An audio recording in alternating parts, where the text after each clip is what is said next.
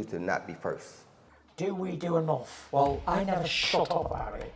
It must have been about 16, 17. We nicked their guilt rings.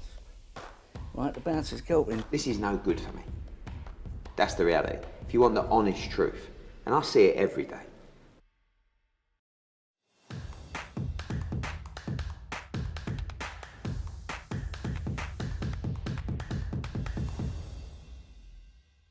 This is Oscar Bevis for IFL TV. Delighted to be joined by Mr. Frazer Clarke. Frazer, thank you very much for giving me some of your time. Here at York Hall for the Sky Show today. How's things? All good, mate. All good.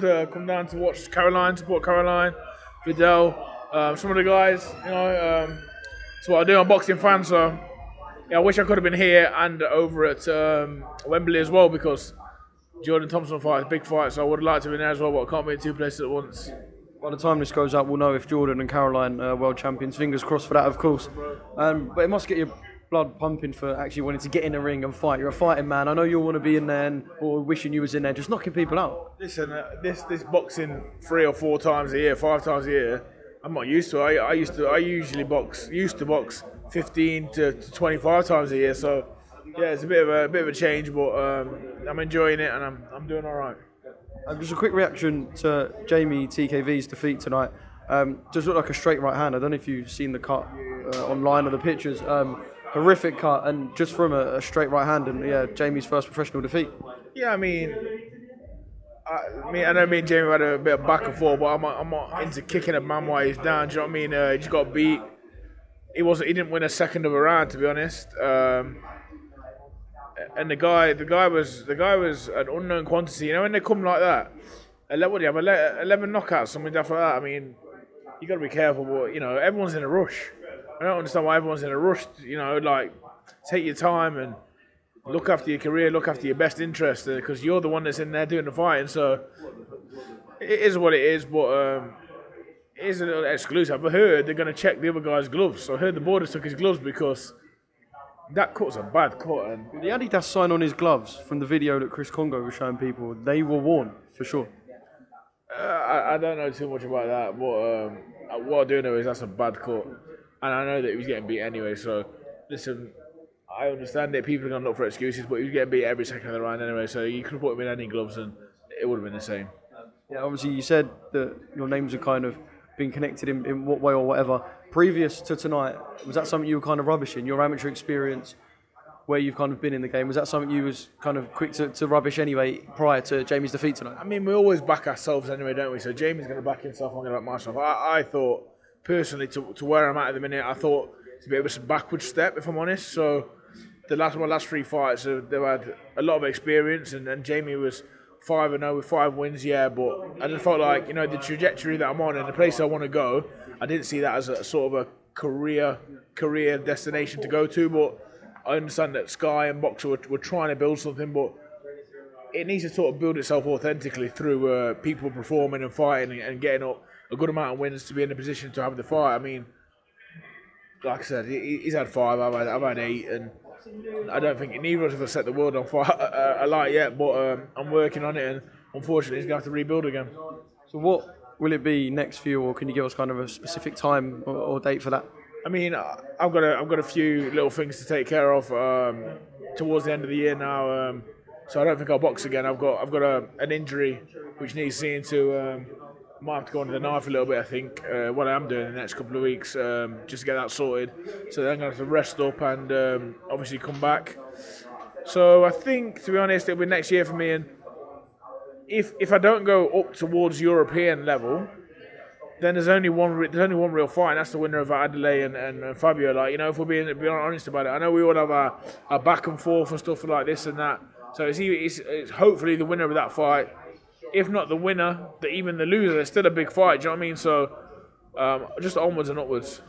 Right, you against the winner of that fight is a massive fight in this country. It's a wicked fight, yeah. I don't think we've spoken to you since specifically. I know you'd have spoken to other media outlets. What did you make of the red carpet scuffle? Oh, I thought I could sort of see it coming. Adelaide's a bit hot-blooded like that, and Fabio's a bit church. There's a lot of extra men plotted about. Yeah, he brought a firm, didn't he? So when you've got that, and then you've got like Fabio, who seems to be, I think, is like a choir boy. He ended up chewing carpet, didn't he? You know, he's never been in a situation like that in his life. You can't run into a street fight with your chin in the air. You're gonna get put on your arse, and that's what happened. But listen, handbags. I was just glad that it didn't really mess the fight up, and they can still get going. And who wins that fight, do you think? You know what? It's up in the air. I mean, we'll definitely say it's 1-0 to the Adelaide posse after the red carpet interview, but I think it could definitely be evened up come fighting now. Because Fabio, you know, I know we have our back and forth, but you know, I'll give credit where it's due. He's a good fighter, and it'd be a definitely interesting one. Just a quick one on Joe Joyce. I know enough people have dissected his second defeat to Zhilei Zhang. I know you'd have heard what Tony Bellew said about thinking that Joyce might be a British level fighter without the durability, the toughness. You're a guy aiming for the British title, Wardley and Adeleye kind of on that British title scene as well. I guess he's kind of putting Joyce in the bracket with you guys. Is that how you see Joe Joyce?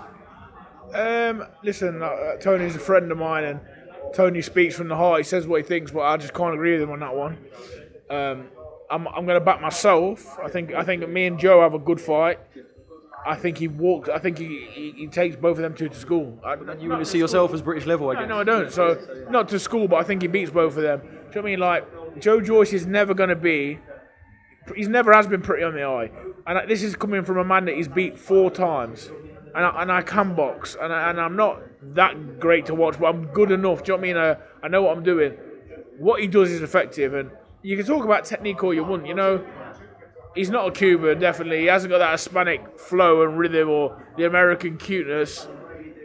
But what he can do is put his hands up, keep them up, and throw shots, obviously. But what he can't do is get in there with a heavy hitting southpaw, because he just couldn't get out of the way of the backhand. I could see the clubs going around his head. He just couldn't sort of get to grips with it. So I think that's a bit disrespectful to Joe to say he's British level. I still think he's above that. I think other than I'd say Joshua, Wilder, Fury, Usyk, and Zhang, I'm not sure anyone else beats him. I mean, Ergovic would be a testing fight for him, but obviously they're not going to fight. Bacoli, another testing one, but there's still not too many people that beat Joe Joyce. Let me tell you that, he's still a good fighter. Just one more thing from me before I let you go. Fury-Usyk, we've got kind of the signed poster that we've seen banded about Instagram. Obviously, he's got the Ngannou thing to deal with, etc. We ain't got a date yet, but we're going to get that fight at the end of Riyadh season. Smile says it all, man. Thank God. Thank God, but I've signed a deal to be an international porn star as well. And until you see it, don't believe it. So yeah, you're just gonna have to wait a minute. I'm glad it's like sort of finally over the line, but until they're in the ring, I can't believe it. You to not be first. Do we do enough? Well, I never shut up about it. It must have been about 16, 17.